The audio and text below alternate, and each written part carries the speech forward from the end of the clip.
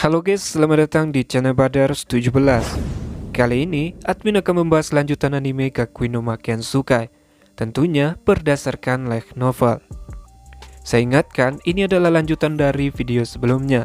Jadi, bagi yang belum menonton pembahasan sebelumnya, silakan ditonton terlebih dahulu. Sebelum ke pembahasannya, tolong bantu channel ini dengan tekan tombol subscribe dan hidupin loncengnya agar tidak ketinggalan update terbaru dari channel ini. Jika suka video ini, tekan tombol like. Jika tidak, skip video ini. Oke, kita langsung saja ke pembahasannya. Saat ini, Leonis sedang berhadapan dengan Shardat Voidlord, yaitu musuh lamanya. Bisa dibilang juga dia adalah guru Leonis sewaktu Shardat masih menjadi pahlawan. Leonis memperhatikan mata yang dihancurkan juga masih hilang. Leonis tahu Shardat bisa meregenerasinya dan tidak tahu apa alasan dia tidak melakukannya. Leonis pikir ini adalah takdir dia dipertemukan kembali agar dia bisa membalas dendam untuk banyak pengikutnya yang dibunuh. Leonis menyeringai di balik topengnya saat dia mengerahkan tongkat dosa tersegel ke Shardat Voidlord. Leonis meneriakkan mantra penghancur terbesarnya, yaitu Suar Semburan Gelap dan Arzam.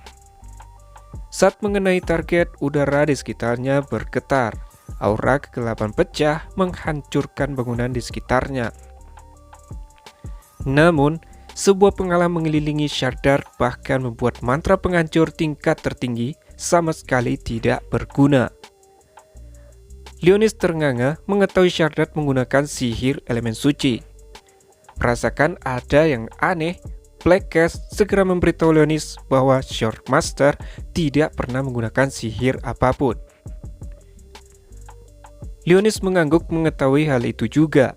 Biasanya Shardat selalu mengandalkan dengan pedangnya dan tidak ada yang lain.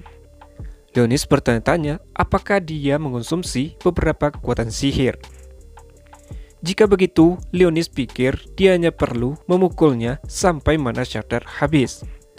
Tapi, Black Cat menasihati Leonis untuk memikirkan keputusan yang dia ambil, mengingatkan bahwa tubuhnya sekarang adalah manusia. Nasihat rekannya yang terpercaya membuat Leonis ragu-ragu. Jika Leonis memiliki kekuatan penuh, mantranya akan menembus penghalang Shardat terlepas dari ketahanannya terhadap sihir gelap. Leonis mengeluh atas kekurangannya terhadap sihir dari semua orang. 8 dengan Shardat masing-masing memanifestasikan senjata. 4 pedang, tombak, busur, sabit, dan perisai. Semuanya adalah persenjataan kelas legend. Shardat melolong dan dia melemparkan tombaknya. Leonis meraih surai Black Cat dan melompat dari tempat ia berdiri, sehingga tombak yang dialiri arus listrik menembus bangunan tempat Leonis dan Black Cat berdiri, membentuk lubang raksasa di dalamnya. Leonis menembakkan mantra penghancur tingkat keempat di atas punggung Black Cat, menghancurkan puing-puing di dekatnya untuk membentuk tabir asap. Sebuah benda besar melesat melewatinya, menghantam tanah dan menghasilkan ledakan yang luar biasa. Benda yang dilemparkan itu adalah Aegis perisai kelas pahlawan. Black Cat mendarat di tanah dan terus berlari, menghindari potongan-potongan bangunan yang runtuh. Jika mereka berhenti sekali saja, salah satu senjata musuh akan menusuk mereka. Black Cat menyatakan kalau dia tidak bisa berlari terus-terusan. Di sini Black Cat kalau manggil Leonis itu dengan sebutan Lord Magnus. Leonis tahu jika dia menggunakan Dance Slash mungkin bisa membunuhnya dalam satu pukulan. Tapi itu adalah kartu trufnya. Menggunakannya dapat menguras mana Leonis. Jadi dia harus mencari waktu yang pas untuk menggunakannya. Voidlord melemparkan senjata lain ke Leonis. Kali ini adalah kapak. Pedangnya yang berputar merobohkan bangunan dan kemudian menempel di tanah. Di sini, akhirnya memutuskan tidak punya pilihan lain dan akan menggunakannya. Leonis melepas topeng dan mantel pangeran kegelapannya, memperlihatkan seragam akademinya. Dia berharap Shardat akan bereaksi, tetapi wajah monster itu tidak bergeming. Leonis kesal dia benar-benar telah dirusak, dan setidaknya Arakael mengenalnya. Leonis meraih gagang tongkat dosa tertutup. Memegang pedang iblis akan sangat merusak taman serangan ketujuh, tapi tidak ada pilihan lain. Leonis melepaskan surai Black Cast dan mendarat di tanah. Leonis perlahan menggambar pedang iblis, tapi ada sesuatu yang mencegahnya melakukannya. Black Cast bertanya padanya khawatir. Leonis berkata kalau dia tidak bisa menggambar Dainsleif. Leonis menarik sekuat yang dia bisa, tapi pedang iblis tidak bisa lepas dari sarungnya. Black Cast memperingatkan Leonis kalau Shardat kembali menyerang. Sebuah pedang menyala meluncur ke arahnya. Namun, ketika itu terjadi, Shin pun berpindah ke sisi Sakuya. Sekarang, di mana dia juga sedang berhadapan dengan Setsura. Setsura memblokir tebasan diagonal Sakuya sambil memperingatinya bahwa dia tidak akan bisa mengalahkannya. Sakuya maju selangkah lagi, menyerang lagi. Setsura mengeram kesal dengan Sakuya. Pedang sucinya bersinar dan angin iblis menyelimuti pedangnya. Kali ini, berkat mata mistik waktu, serangan apapun seakan-akan melambat dan Sakuya bisa melihat masa depan. Sakuya bisa melihat 4 menyebabkan kematian tertentu, tetapi ada satu hasil di mana dia selamat. Saat penjaga senjata mereka saling bergesekan, Sakuya menurunkan dirinya dan melepaskan katananya. Reaksi cepat Sakuya menghindari serangan Setsura yang berbeda dari sebelumnya membuat dia terkejut, seakan tidak percaya. Dia memanggil pedang sucinya yang masih di pertengahan musim gugur. Sebuah muatan magnet mengalir melalui jari-jarinya, menarik senjata itu kembali ke genggamannya. Sakuya maju selangkah dan menyerang. Ujung pedangnya menangkap pipi Setsura. Sakuya mengambil langkah lain dan memotong secara diagonal. Sekali lagi Sakuya melihatnya. 2 kemungkinan kematian kali ini. Setsura menghilang meninggalkan bayangan. Dia muncul di belakang Sakuya. Jika Sakuya tidak menggerakkan tubuhnya sedikit ke samping, tenggorokannya akan ditusuk. Sakuya menendang tanah untuk melompat kembali saat Setsura mengayunkan pedang sucinya ke bawah, menembakkan ledakan udara yang tajam. Mengabaikan rasa sakit yang membakar di mata kirinya, Sakuya memanggil kekuatannya lagi. Dengan sedikit memutar tubuhnya, dia menghindari 7 kemungkinan kematian. Sering menggunakan mata mistik, hampir terlalu berat untuk ditanggung Sakuya. Dia memutuskan untuk harus membatasi penggunaan mata mistik pada saat-saat kritis. Sayangnya, setiap serangan ke tanah Setsura adalah kematian yang pasti. Setsura bertanya bagaimana Sakuya masih bisa hidup. Namun Sakuya balik bertanya kalau dialah yang seharusnya menanyakan itu. Setsura berkata dengan skill pedang Sakuya, seharusnya sudah mendaratkan pukulan fatal pada Sakuya 3 kali. Namun, Setsura bingung, dia terus menemukan cara untuk bertahan hidup. Setsura juga bertanya apakah Sakuya tidak akan menggunakan pedang iblisnya. Sakuya berbohong dengan mengatakan kalau dia akan menggunakannya saat dia membutuhkannya. Kekuatan Yamichidori tidak bagus di sini. Dia membutuhkan Rekimaru dengan kekuatan akselerasinya untuk menggunakan mata mistik ini sepenuhnya. Bahkan jika dia bisa memprediksi masa depan, itu tidak akan membantu jika dia tidak memiliki kecepatan untuk bereaksi. Dia menutupi mata kirinya yang berdanyut dengan tangan. Dia hanya bisa menggunakannya sekali lagi sebelum mencapai batasnya. Setsura di sini merasa Sakuya telah meremehkannya dan mengangkat katananya ke atas kepala. Setsura menggunakan keterampilan ilmu pedang gaya Mikagami, yaitu tebasan iblis. Setsura menghilang dan saat berikutnya pedang itu berada tepat di depan mata Sakuya. Dan Shin pun kembali ke tempat Leonis. Nah, tepat ketika pedang yang dilempar Shardat sampai ke Leonis, dia segera memanggil mantra penghalang. Sehingga pedang api yang berbenturan dengan penghalang Leonis menghasilkan ledakan yang kuat. Leonis merasa situasi ini sangat buruk, terlebih dia tidak bisa menarik Dainsleif. Tatapannya kemudian jatuh ke senjata yang tak terhitung jumlahnya yang ditusukkan ke tanah. Kemungkinan yang mengkhawatirkan terjadi padanya. Leonis tak percaya jika Shardat melahap para dewa dan mengambil senjata mereka. Leonis berseru menduga Shardat juga telah melahap Pangeran Kegelapan, sehingga dia tidak bisa menarik Dainsleif. Sang Dewi telah membatasi Dainsleif, melarang kekuatannya digunakan untuk melawan Pangeran Kegelapan lainnya. Leonis sangat marah bukan pada Shardat, tapi pada Pangeran Kegelapan yang telah diserap. Tapi Leonis pikir itu tidak penting sekarang. Jika Leonis tidak bisa mengandalkan Dainsleif, dia perlu menggunakan salah satu dari R7. Tetapi Dol Star Mazekis telah rusak dalam pertempuran dengan Feyre. Selalu ada pilihan untuk membangunkan antek ketiganya, tapi itu bisa memperburuk keadaan karena tidak ada cukup waktu untuknya membuka segel. Shardat kemudian mendarat ke tanah. Tekanan yang dia keluarkan cukup kuat sehingga Leonis merasakannya dari jarak yang cukup jauh. Leonis merasakan butiran keringat dingin mengalir di dagunya.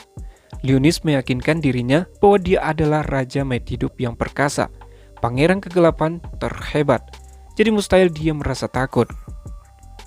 Leonis merasakan seringai sinis menyebar di wajahnya. Leonis bertanya-tanya apakah dia memiliki peluang atau bisakah dia mengalahkan monster itu. Blackus di sini menyarankan Leonis agar mundur sekarang. Leonis tetap di tempatnya bagaimanapun masih berpegangan pada tongkatnya. Mundur sekarang berarti meninggalkan taman serang ke-7 pada nasibnya. Adegan kekalahan Necrozoa dari pasukan manusia muncul di benak Leonis. Dan kemudian dia melihat Peleton ke-18, anak-anak panti asuhan, paket serigala setan, dan akhirnya Reselia anteknya. Shardat kemudian melolong, Void yang telah menghancurkan Skura Horjet. Leonis menarik tajam dan berkata kalau dia tidak akan mundur.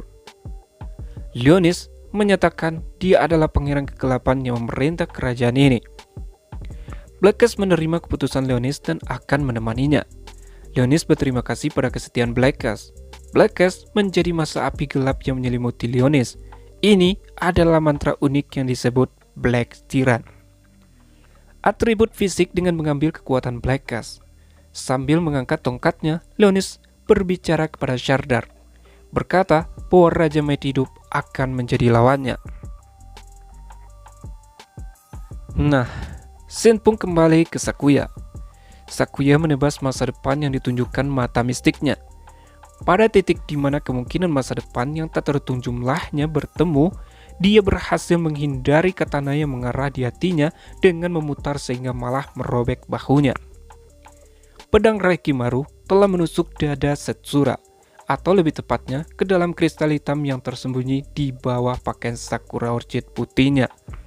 Sakuya berbisik di telinga Setsura, berkata akhirnya mereka saling memotong, membuat mata merah Setsura melebar ketakutan. Bertanya apakah selama ini itu yang Sakuya incar. Sakuya mengangguk. Mata mistiknya memberinya pandangan sekilas tentang masa depan di mana saudara perempuannya menawarkan kristal hitam itu kepada Void Lord, hanya agar dia ditelan olehnya. Dia tahu dia tidak bisa membiarkan itu terjadi. Sakuya tidak datang untuk membunuh saudaranya, tetapi untuk menyelamatkannya. Menggenggam bahunya yang terluka, Sakuya tersedat dan terjatuh. Raikimaru terlepas dari tangannya dan larut menjadi titik cahaya. Sekarang wajah Setsura yang sebelumnya tanpa ekspresi berubah menjadi kekesalan. Setsura meraih leher Sakuya dan mencekiknya. Setsura berkata kalau dia tidak akan memberi kematian yang mudah bagi Sakuya, dan sebagai gantinya dia akan menjadikan Sakuya sebagai antek undead. Tapi saat itu, udara memekik dengan suara cambuk dan lengan Setsura melayang di udara. Dengan tidak ada yang menompang berat badannya, Sakuya ambruk ke tanah. Sosok itu menyatakan bahwa Sakuya sudah menjadi milik tuannya. Dia tidak akan membiarkan siapapun menyentuhnya lagi. Sosok mungil itu berdiri di atas menara air gedung, melihat ke bawah ke tempat kejadian, dan mengatakan kalau dia bisa menghadapinya sebagai gantinya jika dia mau, meskipun dia lebih kuat darinya. Sulit untuk melihat wajah sosok yang menolong Sakuya dalam kegelapan. tapi dilihat dari cara dia berpakaian seperti pelayan.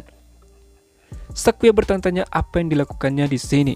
Sementara Setsura menatap lekat-lekat pada penyusup itu dan kemudian berbalik menjauh dari Sakuya. Sakuya mencoba mengejarnya, namun tidak berdaya. Setsura terus menjauh hingga menghilang ke dalam kegelapan, dan scene pun berpindah. Shardart melemparkan dirinya ke Leonis. Tubuhnya dilapisi petir dari kekuatan suci Raijinki. Leonis menyerangnya dengan mantra tingkat 8, yaitu Keras Garut. Leonis menghantam tanah dengan bagian bawah tongkatnya. Pilar batu melingkar muncul di udara menghancurkan Shardart dari segala arah. Namun, Shardart menghancurkan penjara batu dengan melolong dan melanjutkan serangannya. Leonis mendecakkan lidahnya dan dengan cepat mengeluarkan lebih banyak sihir. Salah satunya mantra tingkat ke-6, yaitu Belzefarga. Bola api putih panas yang tak terhitung jumlahnya menghantam Shardart dalam serangkaian ledakan. Leonis tahu itu tak akan melukainya, tapi tujuan menggunakan ledakan untuk menyebabkan struktur di sekitar Shardart jatuh. Saat Shardart membeku karena serangan itu, masa raksasa bangunan itu runtuh. Leonis kemudian menyerang menggunakan mantra tingkat ke-10, yaitu Zemesis Jiura. Asteroid kecil menghantam Shardart saat dia tetap terkubur di puing-puing bangunan. Bahkan tidak ada cukup waktu bagi Leonis untuk mengatur napas. Shardart telah keluar dari puing bangunan meski tanpa terluka, namun itu belum cukup untuk menjatuhkannya. Sebelum Leonis punya waktu untuk mantra lain, Shardart melemparkan pedang angin ke arahnya. Leonis segera mendorong tongkat dosa tersegel ke depan dan bertemu dengan pedang angin itu. Api gelap di sekitar tubuhnya, Black Tyrant, menyala hebat. Dan pada akhirnya, Leonis gagal menangkis serangan itu. Leonis terlempar dan mendarat dengan keras di tanah. Shardart menarik lebih banyak senjata kelas legenda dari kekosongan dan bersiap untuk melemparkan satu ke Leonis. Tiba-tiba, Rizelia turun dari atas dan menikam lengan Shardart dengan pedang suci. Rizelia dengan putus asa memanggil Leonis dan menyuruhnya lari. Sayangnya, serangan sebesar itu tidak efektif melawan Shardart. Rizelia seharusnya tidak lebih dari lalat baginya. Namun, tiba-tiba Shardart melolong. Shardart telah kehilangan pikiran pada kekosongan, namun sekarang dia berbicara. Dia menyebutkan Dewi. Shardart meraih Rizelia dan kemudian berusaha menguburnya di dalam tubuhnya sendiri. Leonis berteriak sambil berlari dengan panik melihat Rizelia akan dimangsa. Leonis memikirkan segala macam metode untuk menyerangnya, namun tidak ada satupun yang efektif. Setengah dari tubuh Rizelia telah tenggelam ke dalam tubuh Shardart. Rizelia mencegah Leonis datang dan menyuruhnya lari. Namun, Leonis tidak mendengarkannya. Hingga seolah entah dari mana, semburan cahaya terang meletus dari tangan Leonis dan dia menghentikan langkahnya. Sebuah objek seperti pistol terbentuk di tangan Leonis. Walaupun tidak mengerti dengan kenapa dia mengaktifkan pedang suci, Leonis segera memegang pedang suci dengan kedua tangan, mengarahkan pandangannya di antara mata Shardart. Semua mananya berkumpul di moncongnya. Leonis mengatur napasnya dan mengarahkan jarinya ke pelatuk. Shardart berbalik menghadapnya. Dengan tubuh Rizelia masih dalam genggamannya, Shardart berlari ke arah Leonis. Leonis menyertakan giginya. Leonis takut mengenai Rizelia jika dia menarik pelatuknya. Karena ini pertama kalinya juga ia memakai pistol. Tapi, tiba-tiba, beberapa Void Lord raksasa berdatangan ke dalam pertempuran mereka dan menghadang Shardart yang maju. Bisa dibilang mereka adalah kelompok Genki Gathering yang sudah menyerahkan dirinya untuk balas dendam terhadap Shardart Void Lord. Namun, sekarang mereka telah diubah jadi Void. Shardart yang tertahan oleh mereka membuat Leonis punya kesempatan. Dia menarik pelatuk pedang sucinya dan seberkas cahaya mengenai Shardart tepat di antara kedua matanya, menyebabkan retakan kecil terbentuk di dahi Shardart. Itu menyebar ke seluruh tubuhnya sampai Rizelia jatuh ke tanah. Leonis memanggil Rizelia saat dia pingsan. Shardart mengulurkan tangan ke arah Rizelia, tapi tangan itu terlepas sambil menyebutkan tentang wadah Dewi. Shardad melolong cukup keras. Fraktur menyalip tubuhnya, mendistorsi ruang di sekitarnya. Shardad masih berjuang melawan Void yang menahannya menghilang ke dalam sobekan angkasa.